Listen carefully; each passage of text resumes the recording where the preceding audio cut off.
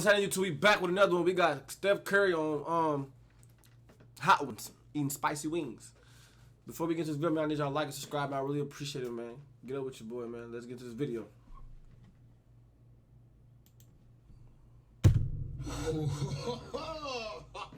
Uh-oh.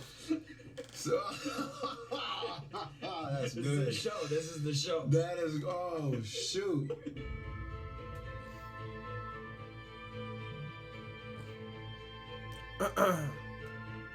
Hey, what's going on, everybody? From First We Feast, I'm Sean Evans, and you're watching Hot Ones. It's the show with hot questions and even hotter wings. And today we're joined by Steph Curry. He's the greatest shooter in NBA history, a four-time NBA champion with a pair of MVPs and 9 All-Star Game appearances to his name. But it all had to start somewhere, and you can see his journey from overlooked prospect to NBA legend in the Steph Curry with the 30, which is now available on Apple TV+. Steph Curry, welcome to the show. Thank you for having me, Sean. I appreciate it, man. How are you around spicy food before we get started? So growing up, I didn't want anything to do with spicy food, and then when me and Aisha got married, she's got the Jamaican heritage, and and a lot of that cuisine has to do with some spice. So I learned pretty quickly. Spicy so shit, now fuck I'm your pretty stomach, boy. You on that comfortable shitter? I don't fuck myself up, knowing what's going on here.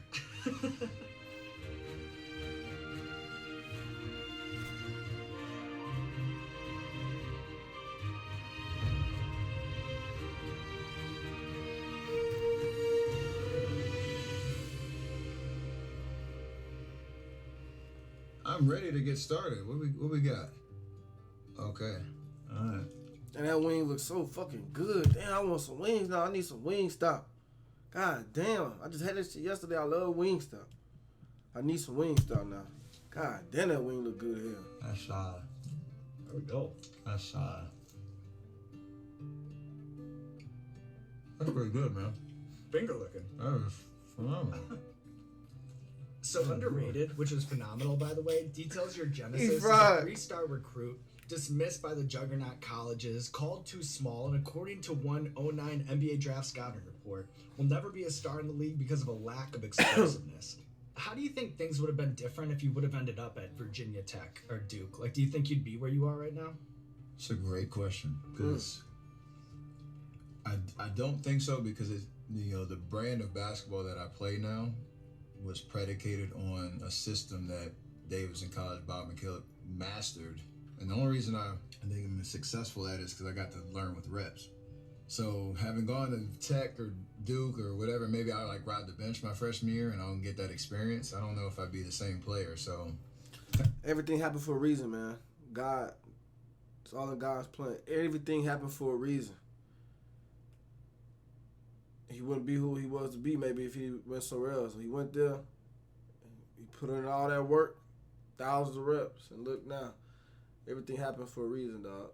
You just sit back, you think it's like, damn. Everything happened for a reason. It was meant to happen like that, though. What if this and that? But it should be meant to happen. It was meant to happen like that. kind of a message of go where the best fit is for you. As much as you might want to have the pedigree or the resume to say I played in the ACC, I played in a power conference. That's all cool, but myself, Damian Lillard, John Morant, guys who went to mid-major colleges, they'll find you wherever you're at. As long as you put that's in that kind of work.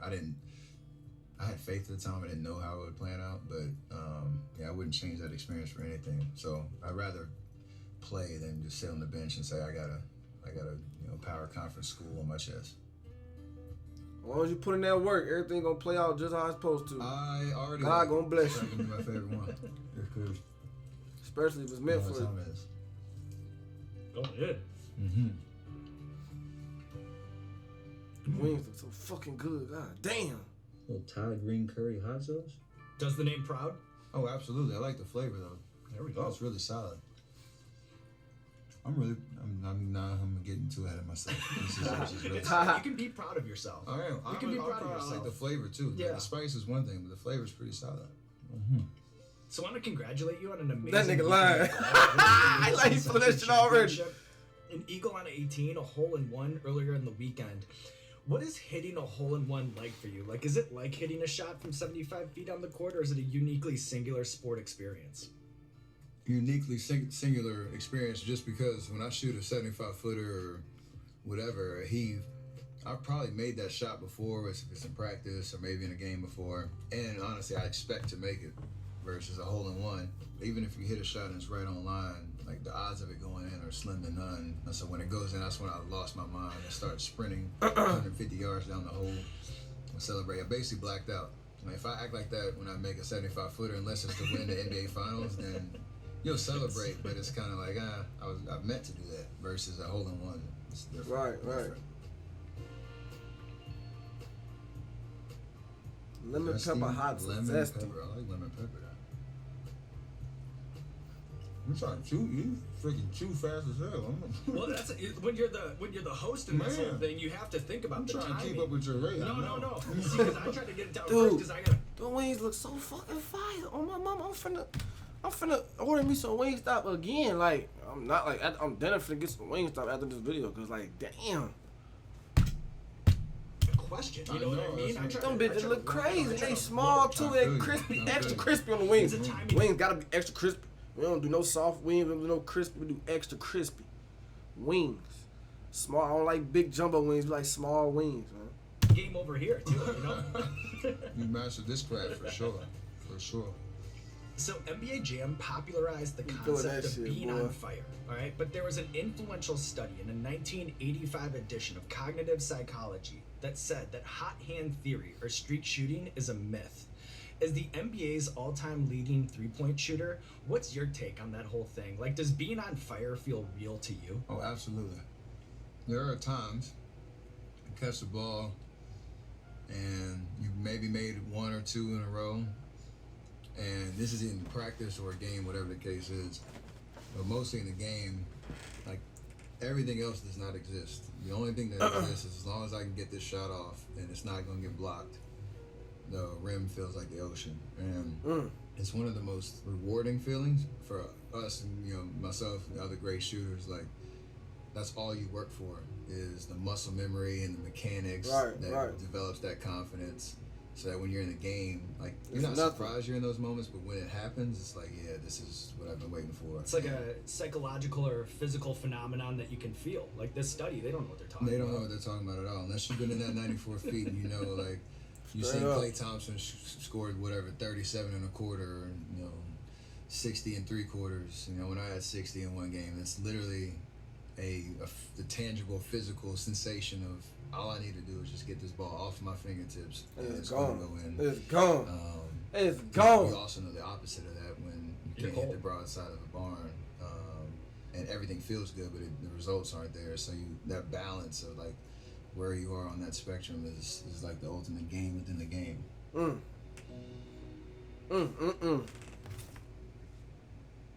don't like anything that has De Fuego in the title. Oops.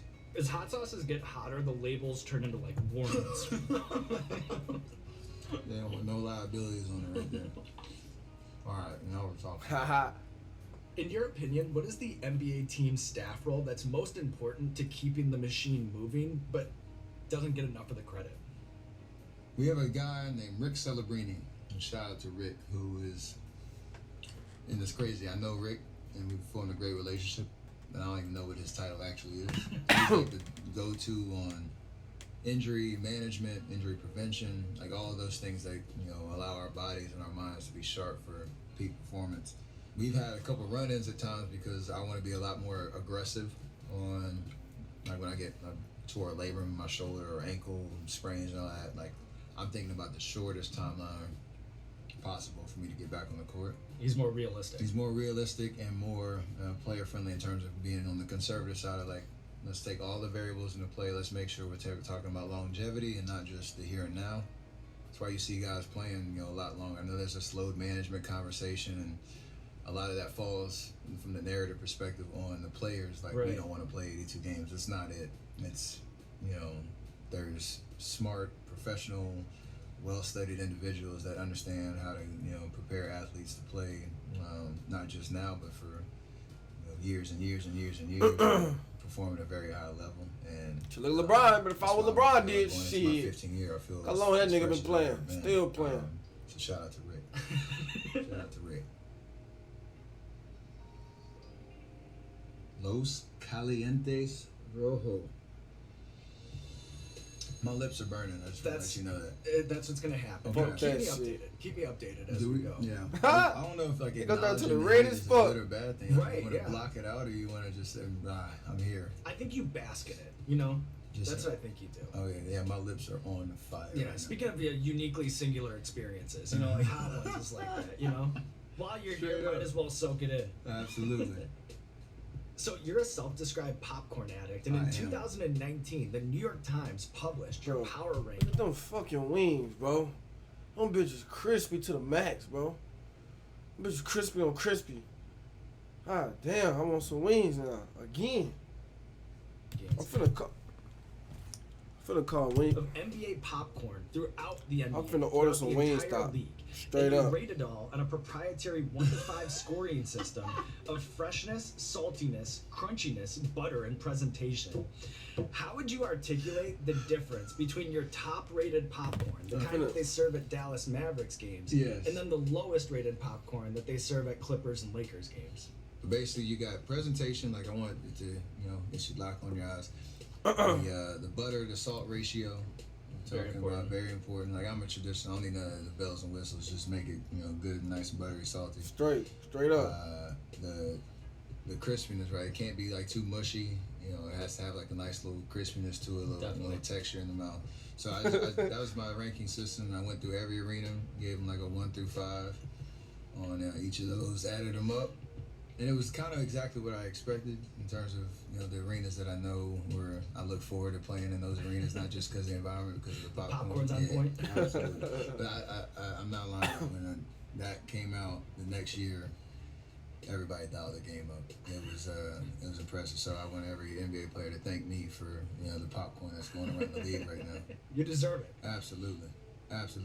All right. Are you ready to move on? Second half here. All right. Kicking things off. This is I'm the a third spice- quarter player, so this is you gotta get through this. This shit Gotta making get me through mad because I this. want some wings. I want to yeah. eat some wings Spicy right now. shark here. Spicy shark. God, that'd be a little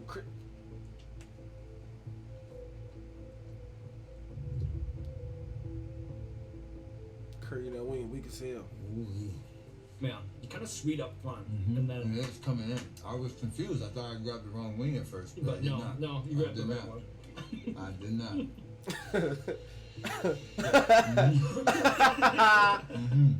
I'm right there with you. Keep going.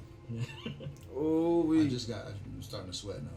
That's what's gonna happen. It's gonna be like you're at the free throw line in the third quarter here as we go on. Ooh. All right.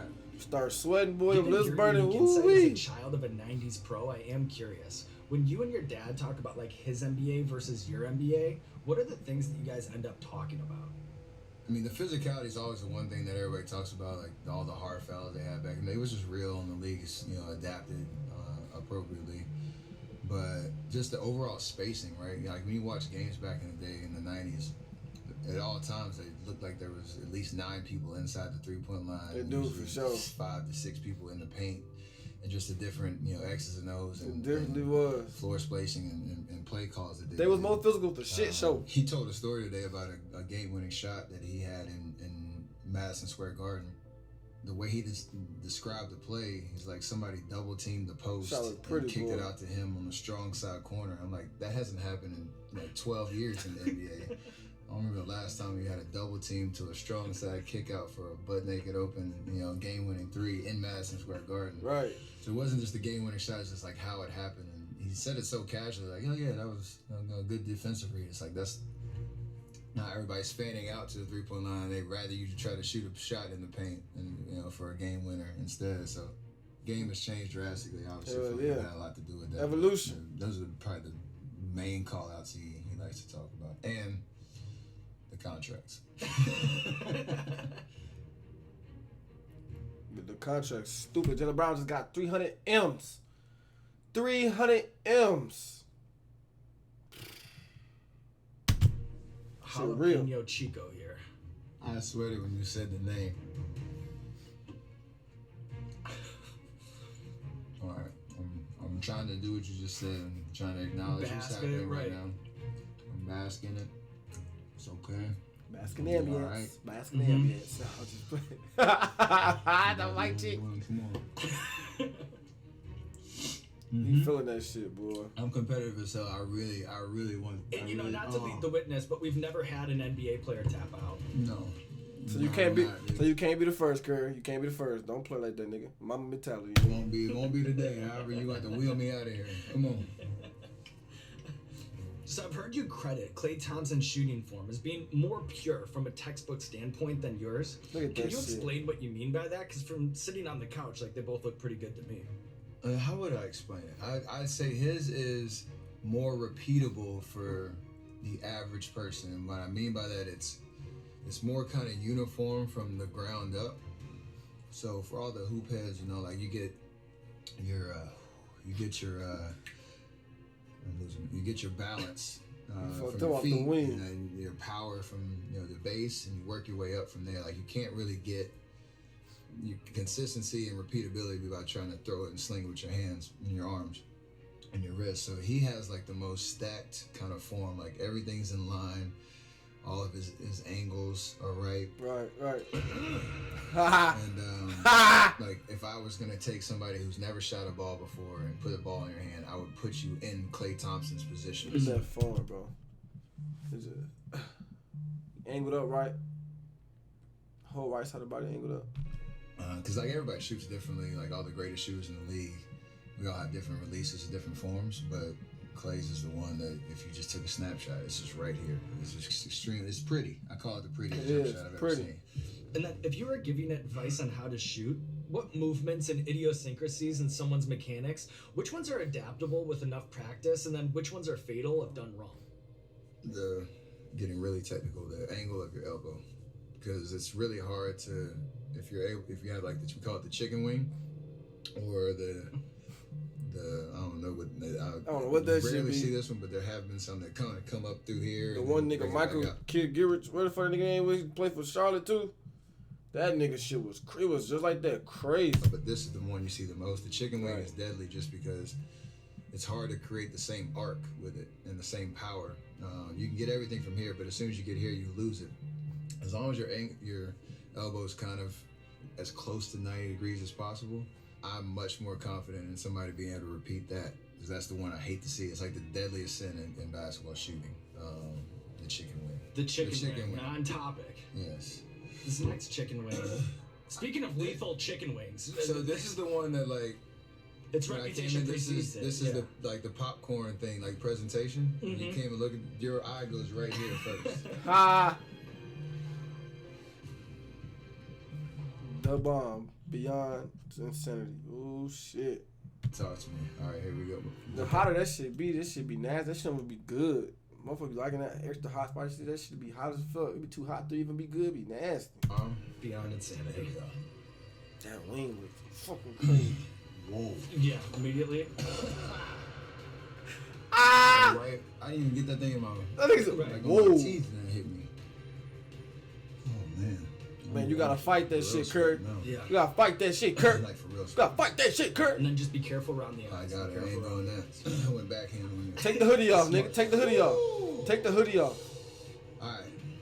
Do you remember the first time? So, that's good. This is the show. That is, oh shoot. But why is it just sitting on my tongue, like right on the front? And keeps growing and keeps growing. And you're like the That shit hurt. Do you remember the first time that you ever pulled up from 40 feet in a game? Like, how old were you, and do you remember what your coach's reaction was? Oh my God. That is insane. I know. I almost say insanity. We do this every day. Yeah, you get paid for it. I know. Yeah. You know, willingly. Oh my God, and you're passionate about your job. Yeah. Oh my God. I did it in high school. I know I missed, and thankfully my dad was on the sideline, so he was assistant coach, and my head coach couldn't really like overstep and like chastise me in the middle of the game. But I definitely got an earful when I got in the car on the way home. You're trying to get through this freaking sauce. That is ridiculous. I get it. It doesn't get any better. No, it only gets worse. It only gets worse. I know. That's You know, crazy. during my middle school era, all right, kids in games would try that like Allen Iverson spin crossover a Man, lot. he eating that shit getting me gas, boy. The hot ass wing, that wings, boy, that shit getting me gas. Oops, my bad.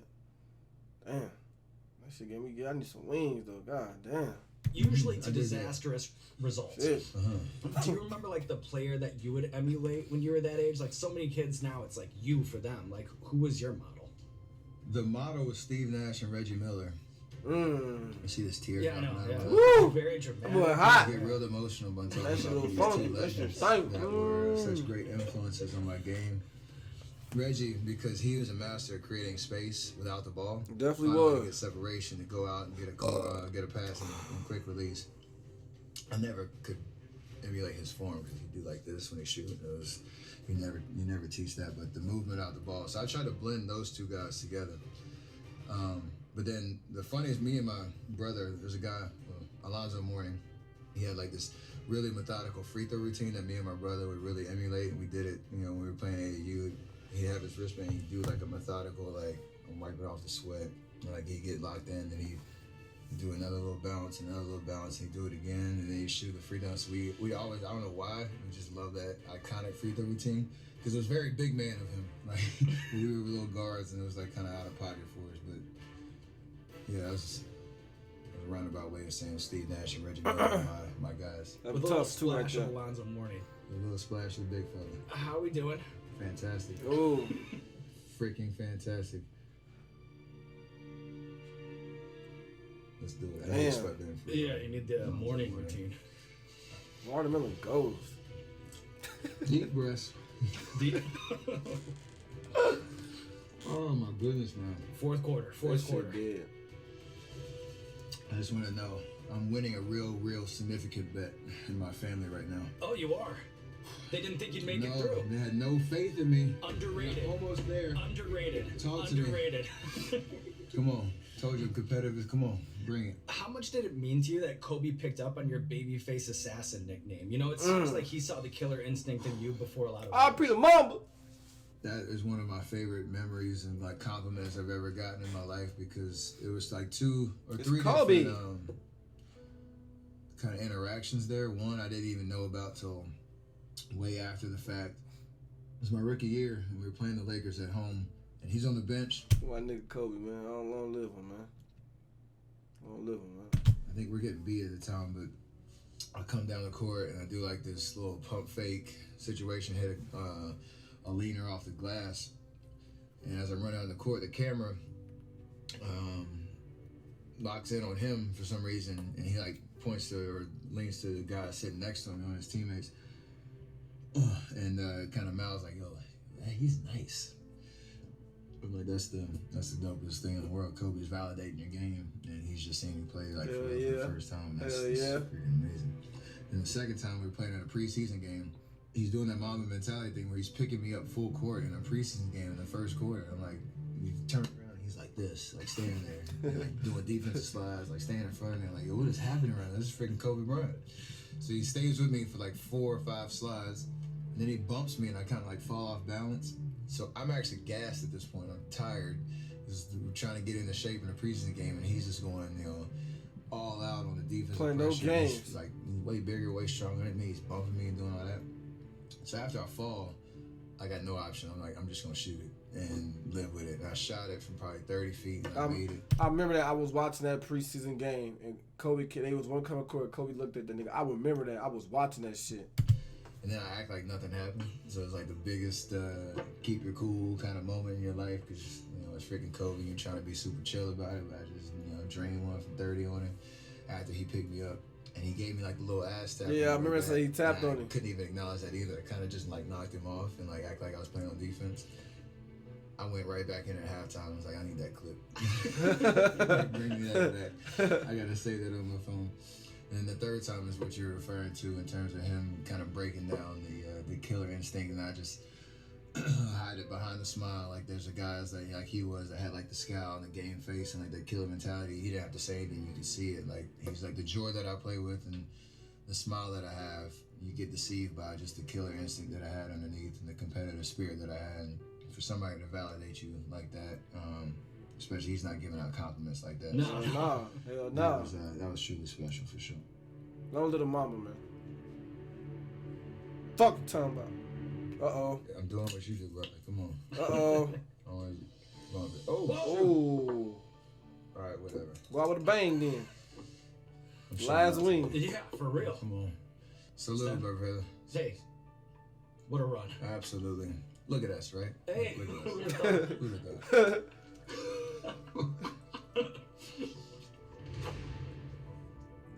Oh man. I know. That shit look like it's nasty. But it's all over. Wings of Death are did behind us. He did it. When I was watching the documentary. When I was watching the documentary and reliving all these moments, you know, they're so indelible to us sports fans, but I couldn't help but to think what it must have been like for you to experience them. So, with your brain on fire, your mouth ablaze, what I want to do is bounce a few moments from the doc off of you, some career highlights, and you just tell me the first couple of things that come to mind when you think about that night. Okay. Turning the ball over 13 times in your college Damn. debut against Eastern Michigan. Oh, I can't wait for everybody to see this because when I saw the clip, like you have a memory of how bad it was in your head. I don't know if I'm too, but I don't know why. It would look like Curry hairline been leaning a little bit. Like, goddamn, I'm probably tweaking that. Then you imagine 100 times worse when you see it. So I literally look like That a baby motherfucker giraffe kinda out there. pushed back or something on that I couldn't even side. stay on my feet.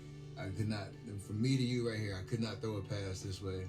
And the way that it's edited, it's all 13 turnovers literally in a row. And just you see everybody's expression. My teammates like, yo, what the hell is happening right now? Coach McKillop, you can see his wheels are turned. Like, we just gave a scholarship to this kid. Like, what are we doing? We're stuck for 4 years. Coming back down 17 to beat Georgetown in the NCAA tournament. Unbelievable. The highlight of the run on we won the next game, but that like getting out of that first round and going to the second round and beating a team like that, knowing we're already overmatched in terms of the seeding, but we were already down 17 in the second half. Unbelievable comeback for sure. Breaking the all-time 3 record with Ray Allen and Reggie Miller in attendance.